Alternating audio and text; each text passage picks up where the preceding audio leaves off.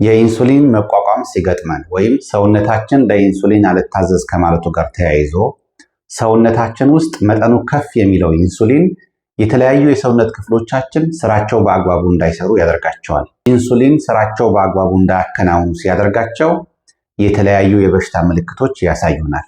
በዚህ ቪዲዮ ሰውነታችን ለኢንሱሊን አልታዘዝ ሲል አጥንቶቻችን፣ ጡንቻዎቻችን እንደዚሁም ደግሞ መገጣጠሚያዎቻችን ላይ የሚፈጠሩ የበሽታ አይነቶች እናያለን።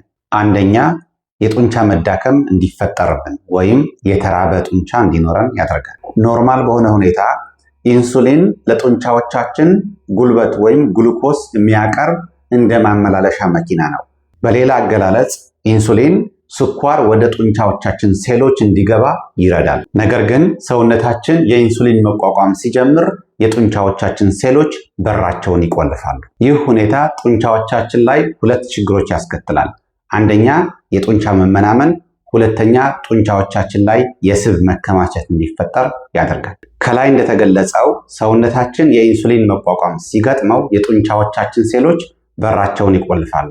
በራቸውን በሚቆልፉበት ጊዜ ከኢንሱሊን መልእክት መቀበል አይችሉም። ያ ማለት ግሉኮስ ወደ ጡንቻዎቻችን ሴሎች መግባት አይችልም።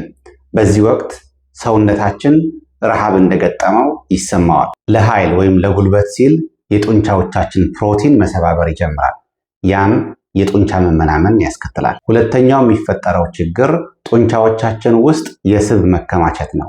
ይህም የሚፈጠረው የኢንሱሊን መቋቋም ሲገጥመን ጡንቻዎቻችን ስኳርን በአግባቡ ማቃጠል አይችልም። ስለዚህ የጡንቻዎቻችን ክር ወይም ደግሞ መስል ፋይበርስ ውስጥ ስኳር በስብ መልክ ይቀመጣል።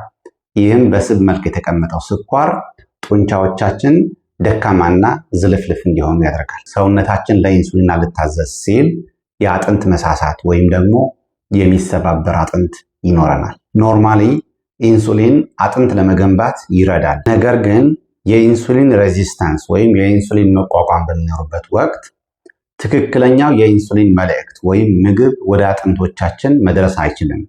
በዚህ ጊዜ አዳዲስ አጥንቶች የሚገነቡ ሴሎች ስራቸውን ያቀዘቅዛል። ይህም ሁኔታ ደካማ አጥንት ወይም የአጥንት መሳሳት ያስከትላል። የኢንሱሊን መቋቋም አጥንቶቻችን ላይ የሚፈጥረው ሁለተኛው ችግር ስኳር አጥንቶቻችን ውስጥ እንዲጣበቅ ያደርጋል። ያ ደግሞ አጥንቶቻችን በቀላሉ የሚሰበሩ ወይም ብሪትል የሆኑ ቦኖች እንዲኖሩን ያደርጋል። ሰውነታችን የኢንሱሊን መቋቋም ሲገጥመው ስኳር ከአጥንቶቻችን ኮላጅን ጋር ይጣበቃል።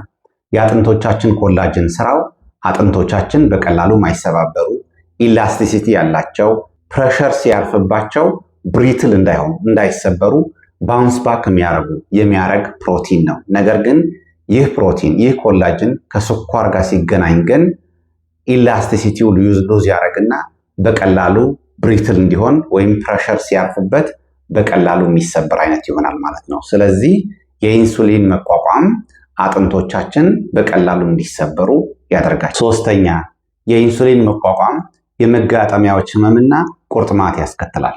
አጥንቶቻችን የሚያገናኙ ገመዶች ወይም ካርቲሌጆች ጤናማ ሆነው እንዲቆዩ የተረጋጋ ሁኔታ ያስፈልጋል። ሰውነታችን የኢንሱሊን መቋቋም ሲገጥመው የመገጣጠሚያዎቻችን ገመዶች ወይም ካርቲሌጆቻችን በሁለት መልኩ ችግር ይደርስባቸዋል። አንደኛ ዝገት ወይም ኦክሲዴሽን ይፈጠራል። የኢንሱሊን መቋቋም በሚገጥመን ጊዜ መገጣጠሚያዎቻችን ውስጥ ያሉ ሴሎች በስኳር ብዛት ይጨናነቃሉ። ይህም የበዛው ስኳር መገጣጠሚያዎቻችን ውስጥ ያሉ ለስላሳ ክፍሎች ወይም ካርቲሌጆች እንዲበሉ ያደርጋል። ልክ ብረት በዝገት እንደሚበላ እንደማለት ነው። ሁለተኛ መገጣጠሚያዎች አካባቢ ማበጥ። ሰውነታችን ስኳር የመብዛት ጭንቀት ምላሽ የሚሰጠው እብጠትና ህመም የሚያመጡ ኬሚካሎች በመርጨት ነው። ይህም ለአጥንት መገጣጠሚያ ህመም ወይም ኦስቲዮአርትራይተስ ይዳርጋል። ከኢንሱሊን መቋቋም ጋር ተያይዞ የሚመጡ ሌሎች የአጥንትና የመገጣጠሚያ ችግሮች ሪን ጨምሮ እንደዚሁም ደግሞ እነኚህን ሁሉ ችግሮች እንዴት እንከላከላቸው የሚል ክፍል 2 ቪዲዮ ይዤላችሁ እመጣለሁኝ። እስከዛ ድረስ እናንተ ይህ ቪዲዮ ላይ ምን እንደተሰማችሁ አስተያየታችሁ እንድትሰጡ፣ ከወደዳችሁት ላይክ እንድታረጉት እንደዚሁም ለሌሎች ሰዎች እንድታጋሩት በአክብሮት ጠይቃችኋለሁኝ። አመሰግናለሁ።